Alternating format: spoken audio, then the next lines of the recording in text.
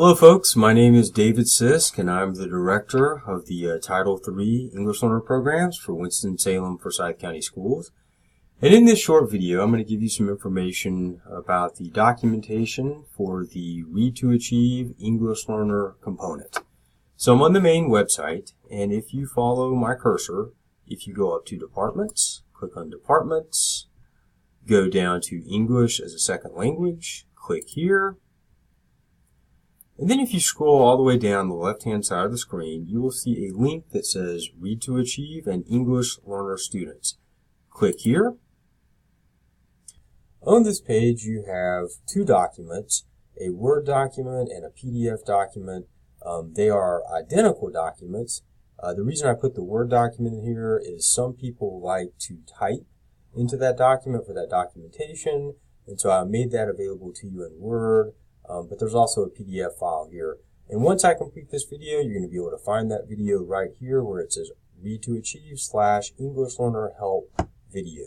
So let's open one of these documents. I'm going to choose the PDF document. Give that a moment to open up there. And here we go. Okay, so once you open the document, you see the Winston-Salem Forsyth County Schools 2018 ELL Read to Achieve Good Cause Exemption documentation.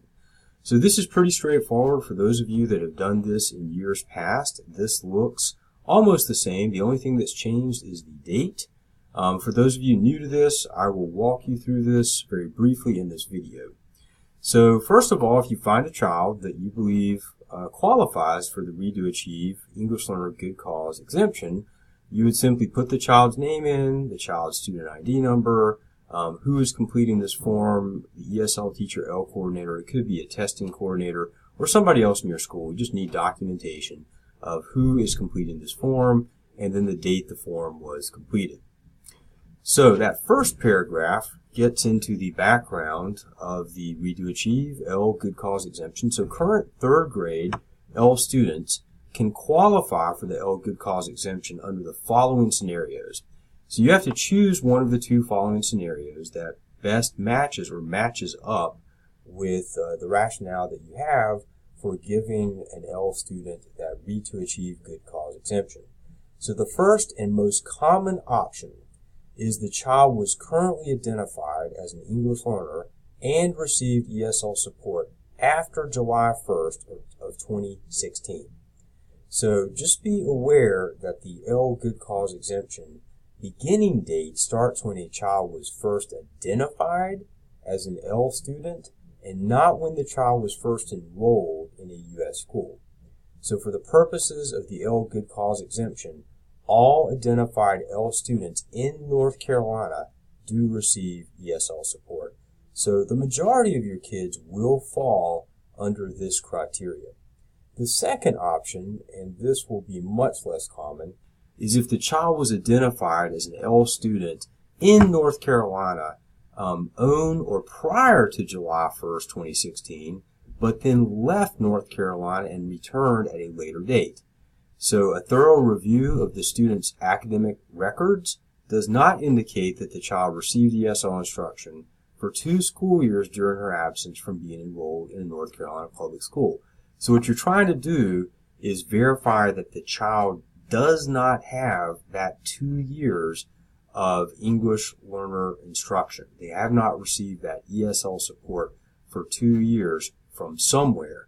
If there was an absence and they were identified as an L in North Carolina prior to July 1st, 2016. So if you have documentation of that, you're able to locate it in the cumulative folder or somewhere in that child's record, you're simply going to have to give a brief summary of why you believe that child should benefit from the L Read to Achieve Good Cause exemption, and with background as to why that child has not received 2 years of ESL instruction, and then, therefore they qualify for the Good Cause exemption.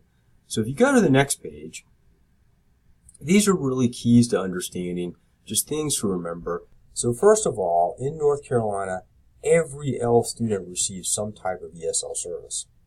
Number 2, and the clock is here just to remind you there's a time component that factors into this. EL students who are identified after July 1st, 2016 would have an EL Good Cause this year. Okay, so remember that. That's the magic date. EL students who are identified after July 1st, 2016 would have an EL Good Cause this year. Number 3, remember the clock starts ticking on the Read to Achieve LEP Good Cause or the English Learner Good Cause exemption when the child is identified as an EL and also enrolled in a North Carolina school. So here's an example. The child enrolls May 2015 in a North Carolina school. However, the child is identified as an English learner in August 2015. Therefore, you would use the date, August 2015, as the date when the child was both enrolled and identified as an English learner to denote when the clock starts ticking for the EL Read to Achieve Good Cause exemption. Number 4, if a child is an EL and is enrolled in a North Carolina school for at least one day in a school year, then that counts as 1 year towards the EL Good Cause exemption because the child was technically enrolled during that one academic year. If it's just for one day, then that counts towards the EL Good Cause exemption. If a child is identified as an EL and receives ESL instruction outside of North Carolina during one school year, then that also counts as a year towards the EL Good Cause exemption. Remember, you're looking for 2 years of receiving ESL instruction, either in North Carolina, which would mean the child was identified and enrolled in a North Carolina public school on or after July 1st, 2016, or they enrolled here, went somewhere else, and received those 2 years of ESL instruction. So that's really the second option that we went over up here on the first page. So then, number 6, if an EL student or LEP child enrolls in a North Carolina school, then leaves but attends a school anywhere outside of North Carolina, you need to research to see if that child received ESL service during her absence. So again, I don't think that will be a prevalent issue that you have to run into.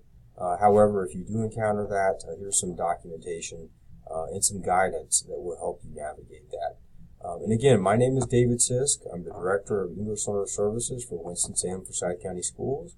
If you have any additional questions about this process or whether or not a child qualifies for the EL Read to Achieve Good Cause exemption, please contact me and I will help you out. Thank you very much. Goodbye.